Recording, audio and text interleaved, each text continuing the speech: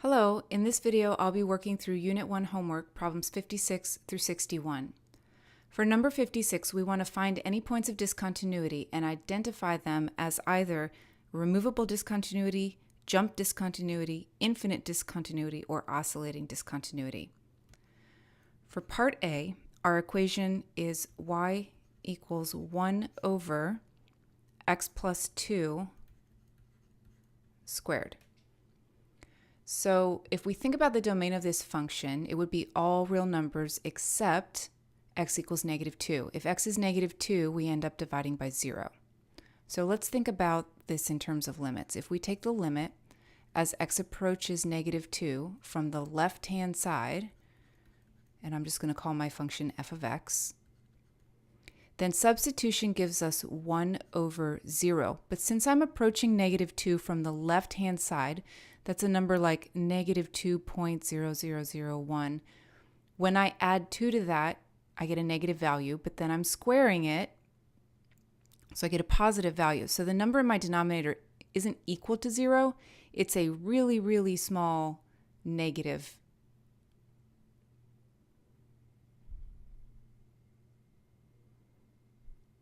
It's a number that's really, really close to 0, but positive. Okay, so this limit is going to be infinity. And so right away, I know that x equals -2 is a vertical asymptote, and this is an infinite discontinuity. I don't really need to check the limit as x approaches 2 from the right-hand side, although I could. But I already know this is going to be an infinite discontinuity, since the limit as I approach -2 is infinity. So x equals -2 is an infinite discontinuity.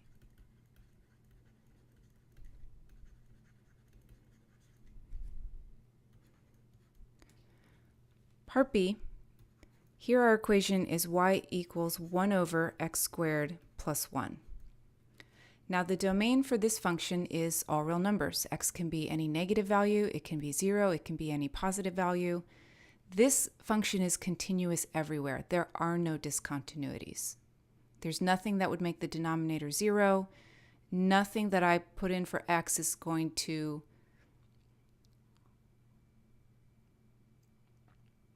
any real value I put in for x is going to give me a real value for y. Part C. Here our equation is y equals absolute value of x over x. And the domain for this function is all real numbers except x equals 0. If we let x equal 0, we're dividing by 0, and that's not allowed. So what's happening as we approach 0? Let's take the limit of this function as x approaches 0 from the left-hand side. Substitution is giving me 0 over 0, but if we think about this algebraically, if I'm approaching 0 from the left-hand side, so maybe like -0.001, when I substitute in, I get the absolute value of that, so positive 0.001 divided by negative 0.001 is just -1.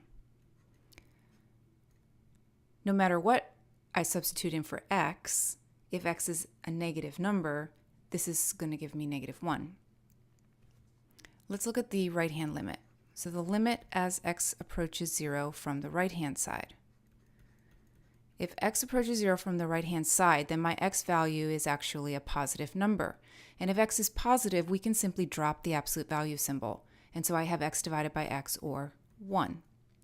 Now I'm getting a different limit from the left than I get when I approach 0 from the right, and they're both finite values. So this indicates a jump discontinuity. And we can look at the graph.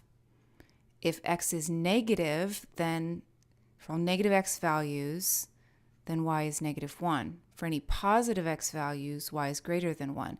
And x cannot equal 0, so we just have kind of that, I don't want to say a hole in the graph because it's not a single missing value when x is 0. but we have this jump discontinuity. So x equals 0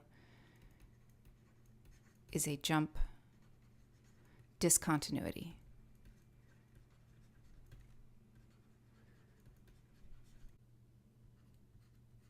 Part D, y equals e to the power 1 over x. So possible point of discontinuity here would be x equals 0. The domain is all real numbers except for x equals 0. So let's see what happens as we take the limit as x approaches 0 from the left-hand side. Using substitution would give me e to the power 1 over 0. Since I'm approaching 0 from the left, x is actually a negative number, and so my denominator here is negative. My numerator is positive, my denominator is negative, so this is e to the negative infinity, or 1 over e to the infinity, or 0. And when I'm using that infinity symbol, I just mean that x is growing without bound. Limit as x approaches 0 from the right-hand side. Substitution gives me e to the power 1 over 0. If I'm approaching 0 from the right-hand side, now my denominator is actually positive. So this is just e to the infinity, which is infinity. Since the limit as x approaches 0 from the right of our function f is infinity, we're going to call this an infinite discontinuity. So x equals 0 is an infinite discontinuity.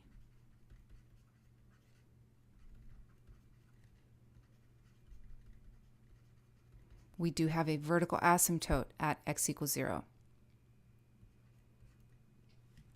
Part E, we have a piecewise function defined by f of x equals 3 minus x for x values less than 2, and x over 2 plus 1 when x is greater than 2. If we consider each piece separately, these are continuous functions. So the only possible point of discontinuity will be where the domain splits. So at x equals 2. What's happening at x equals 2? Let's consider the limit as x approaches 2 from the left-hand side. So I'm in the top piece, and I'll find this limit using substitution. 3 minus 2 gives me 1. Now let's take the limit as x approaches 2 from the right-hand side. So now I'm in the second piece, and using substitution gives me 1 plus 1, or 2. So I have a finite limit from the left and right, but they're different values. So this is going to be a jump discontinuity. X equals 2 is a jump discontinuity.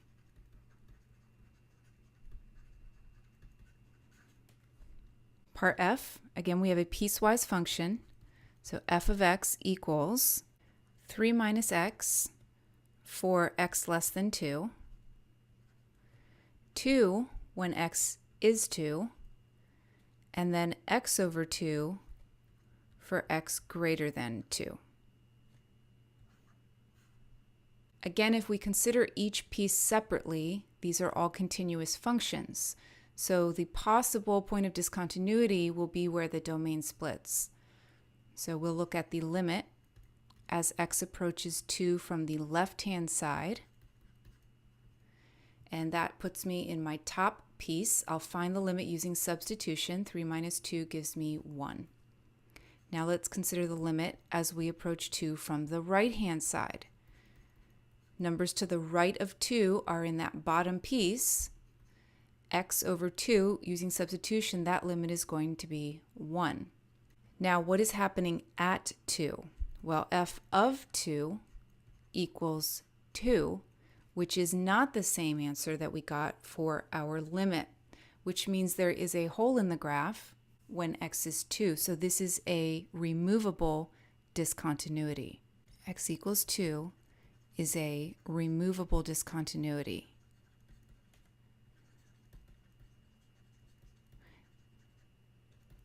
Now we had to check f of 2 because if f of 2 had been equal to 1, we wouldn't have a discontinuity at all. Part G, another piecewise function. Here f of x is equal to 1 over x minus 1 when x is less than 1, and x cubed minus 2x plus 5 when x is greater than or equal to 1. So if we look at each piece separately, in the top piece, we have possible discontinuity when x is 1. The bottom piece, that is a continuous function. So we need to consider x equals 1, and we need to consider where the domain splits, but the domain splits at 1. So x equals 1 is really the only thing we need to check here. So we'll look at the limit as x approaches 1 from the left-hand side. And I'm in the top piece. Numbers to the left of 1 are in that top piece. So I'm going to find this limit. I'm going to try substitution. Substitution gives me 1 over 0. Now, x is not equal to 1, so technically the denominator is not equal to 0. We're just approaching 0. We need to know, are we approaching it from the left or from the right, so we get our sign correct. Since x is approaching 1 from the left, these are numbers like 0.9999. So when I do substitution, 0.999 minus 1 is negative. So I have a positive numerator, but I have a negative denominator. So this is going to be negative infinity. Now let's consider the limit as x approaches 1 from the right-hand side. Numbers to the right of 1, now I'm in the bottom piece. So using substitution is going to give me 1 minus 2 plus 5, or 4. Okay, so we have an infinite discontinuity when x is 1. This is a vertical asymptote.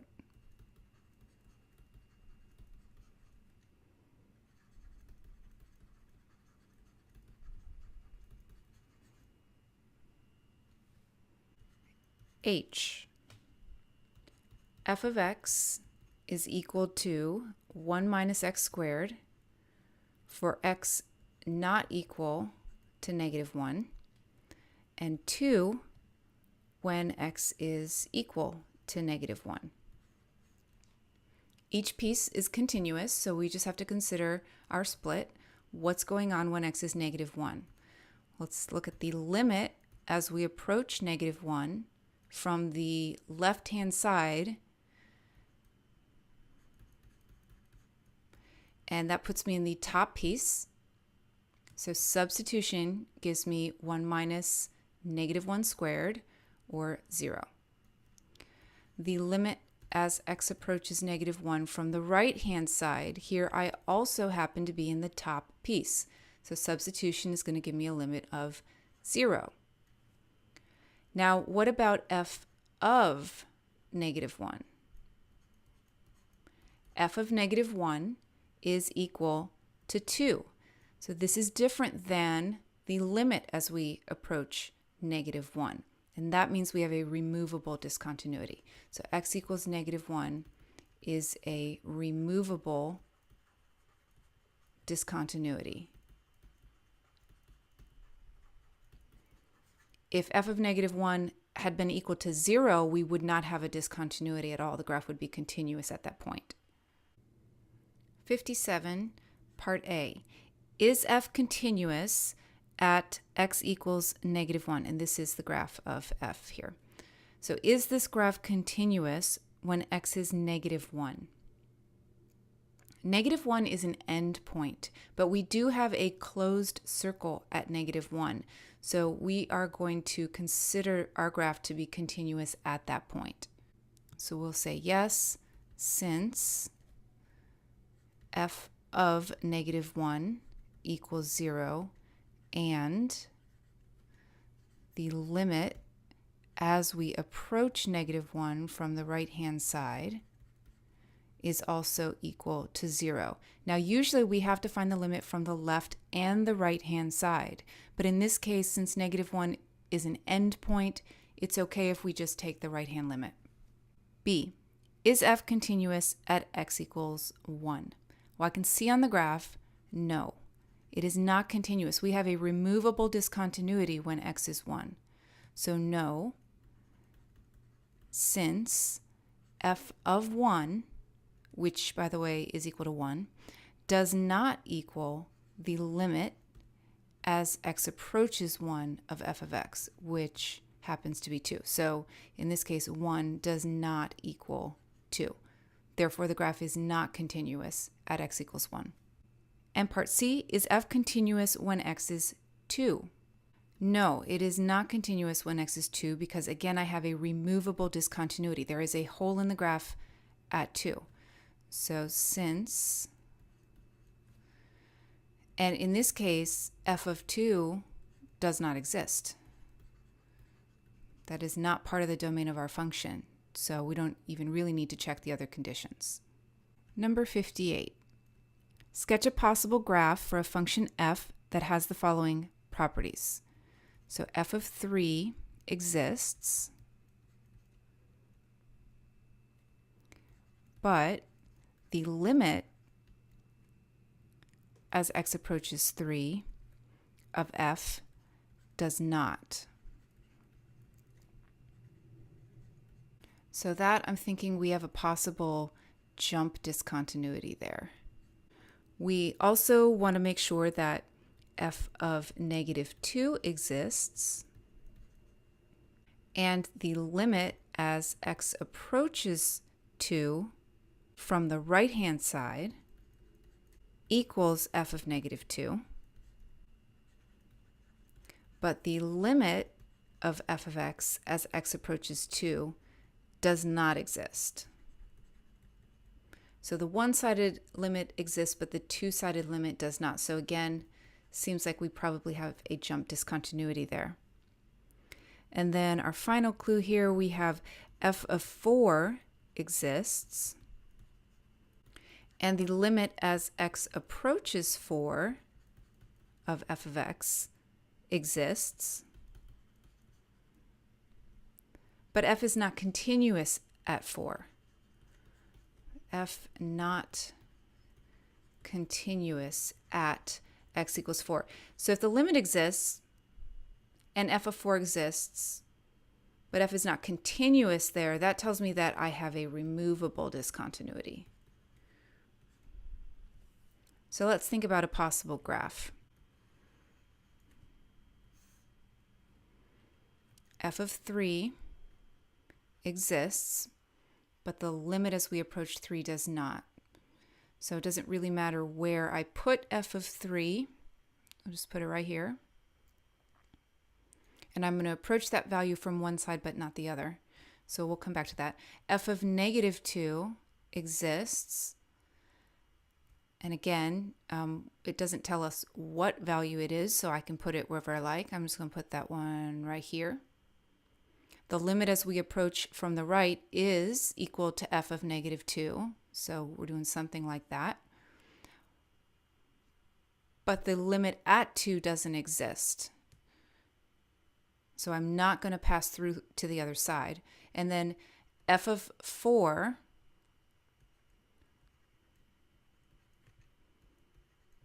exists. The limit as we approach 4 exists, but f is not continuous at that point. So actually I want to make that an open circle. Make that an open circle. And we'll have our limit existing. And f of 4 we're just going to put elsewhere, so maybe down here.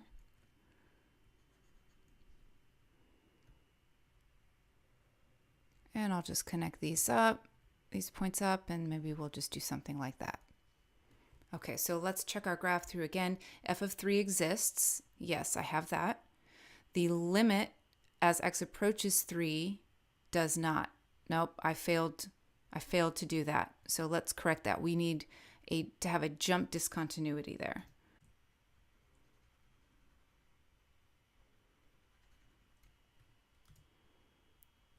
So we can do something like that. So let's check that again. F of 3 exists, yes. The limit as we approach 3 does not exist. Okay, that's true here, so we have a jump discontinuity. Next, f of negative 2 exists. Yes. The limit as we approach 2 from the right equals f of negative 2. Yes. The limit as x approaches 2 does not exist. Oh, and I see that these should be negative 2's. These should be negative 2's. Okay, so let's try that again. F of negative 2 exists. The limit as we approach negative 2 from the right-hand side is equal to f of negative 2, but the limit as we approach negative 2 does not exist, and that's true here since we have a jump discontinuity. Okay, and then from our third row, f of 4 exists. Yes, that's this point down here. The limit of f as we approach 4 exists, but f is not continuous at 4. Okay, so this graph does satisfy all of these conditions. And of course, there are other ways you can draw your graph. Number 59. Find a value a so that the function f of x, which is defined as x squared minus 1 for x less than 3, and 2ax for x greater than or equal to 3, is continuous. So we want to figure out what value of a will ensure that f of x is continuous. Well, f is going to be continuous if the limit as we approach 3 from the left is equal to the limit as we approach 3 from the right is equal to f of 3. So we need, let me write that out, we need the limit as we're approaching 3 from the left to equal the limit as we approach 3 from the right, and those have to equal f of 3. So we need all of that to be true. If we look at the individual pieces, those are continuous everywhere, so we're really only concerned with x equals 3. That's where our domain splits for our piecewise function. All right, so let's start by finding the limit as we approach 3 from the left-hand side. 3 from the left, we're in the top piece, so I would find that limit by substitution. I'm substituting 3 in for my x, so I get 9 minus 1, or 8. Okay, and we want to make sure that that's equal to, now the limit as I approach 3 from the right. Now I'm in the bottom piece, and I'm going to find that limit using substitution. So 2 times a times 3. 2 times a times 3, or 6a. And we want that to equal f of 3. f of 3, I'm in the bottom piece, and by substitution, I get, again, 6a. So that's redundant. So I just need to make sure that 8 equals 6a. Divide both sides by 6, and we get 4 over 3 for our value of a. Number 60, again, we want to find the value of a that makes f of x continuous. So now our function f of x is 4 minus x squared for x less than negative 1, and ax squared minus 1 for x greater than or equal to negative 1. Okay, so we want the limit as x approaches. Now each piece of this function is continuous, so we're only concerned with where this domain splits at negative 1. So the limit as x approaches negative 1 from the left-hand side, we need that to equal the limit as x approaches negative 1 from the right-hand side, and those also have to equal f of negative 1. So let's find the limit as we approach negative 1 from the left-hand side. I'll be in the top piece, and substitution is giving me 4 minus 1, or 3. So I need that to equal the limit from the right-hand side, and that if I'm approaching negative 1 from the right, I'm in the bottom piece. So that's going to be a times negative 1 squared minus 1, or just a minus 1. And then we need that to equal f of negative 1. f of negative 1, we're also in the bottom piece. So again, that's just going to be a minus 1. So that's redundant. So we're going to solve 3 equals a minus 1. I'm going to add 1 to both sides, and I get a equals 4.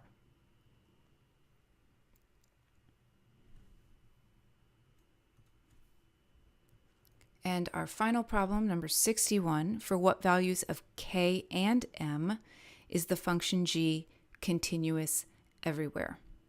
So now we have g of x is equal to kx squared plus m when x is less than -1. We have e to the natural log of 2x plus 3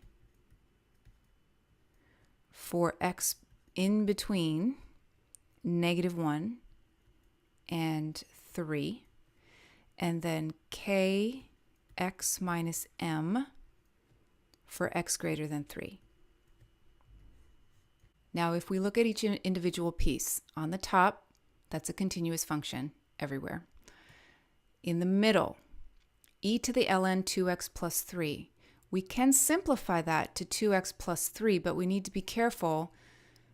The domain of e to the ln 2x plus 3 isn't the same as the domain of just 2x plus 3 after we simplify it.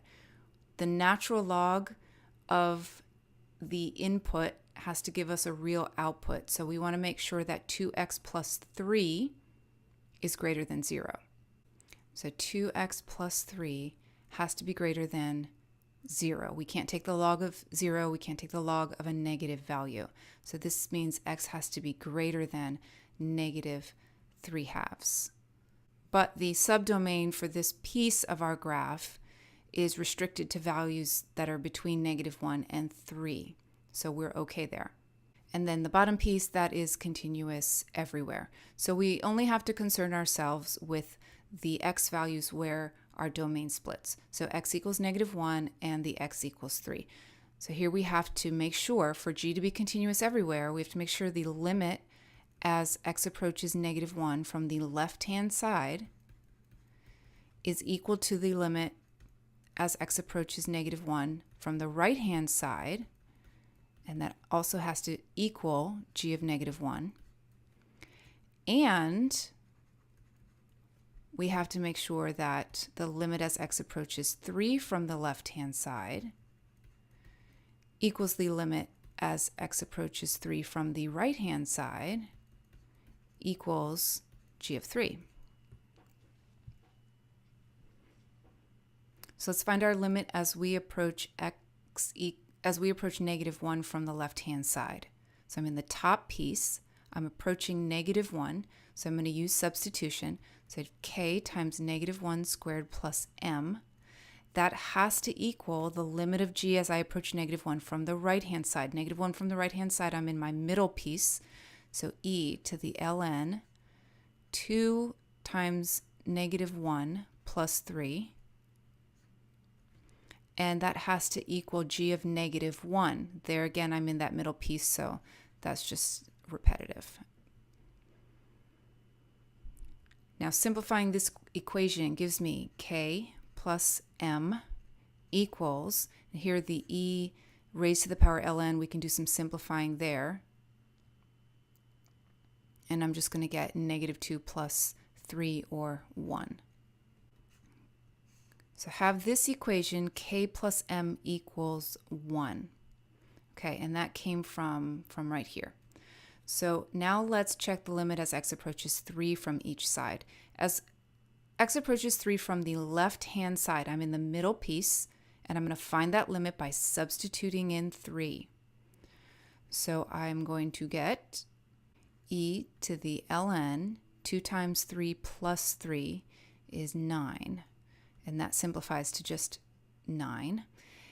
The limit as we approach 3 from the right-hand side, I'm in the bottom piece, I'm going to get k times 3 minus m. So I have 9 equals 3k minus m.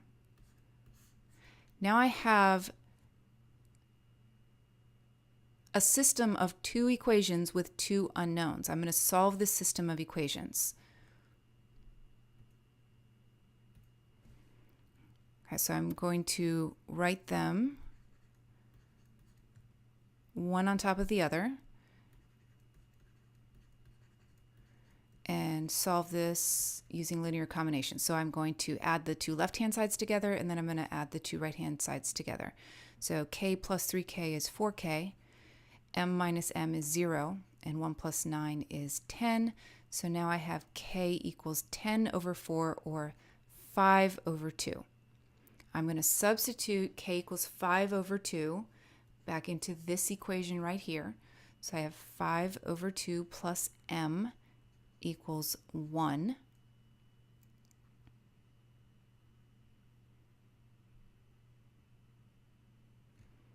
M equals 1 minus 5 over 2. That's 2 over 2 minus 5 over 2. So m equals negative 3 over 2. So now I have my value of k and my value of m.